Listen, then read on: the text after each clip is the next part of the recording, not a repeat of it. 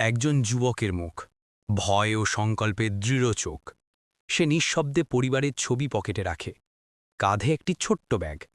অন্ধকার রাস্তায় দৌড়, ভারী শ্বাসপ্রশ্বাসের শব্দ। স্বপ্নের দাম কত? শুধু এক জীবনের। বাংলাদেশ থেকে লিবিয়ার মরুভূমি, তারপর সাগর, ইতালিম নামে যাত্রা, মৃত্যুর পথে। অন্ধকার ঘর, ১০-১২ জন পুরুষ গাদাগাদি করে। একজন যুবকের পাঁজরে লাঠির আঘাত। তিনি স্তব্ধ চিৎকার চেপে রাখেন।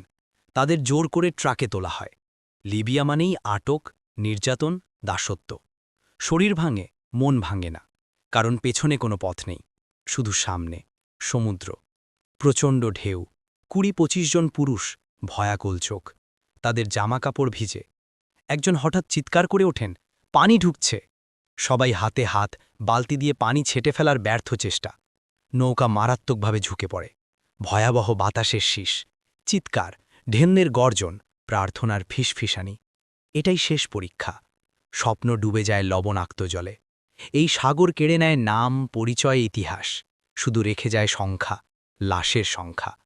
একজন যুবকের হাত পানির উপরে প্রসারিত, তারপর শিথিল হয়ে নিচে চলে যায়। একটি পরিবারের ছবি পানির নিচে ভেসে বেড়ায়।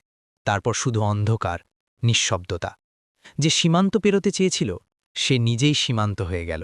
স্বপ্ন কখনো ডোবে না, শুধু ডোবে মানুষ।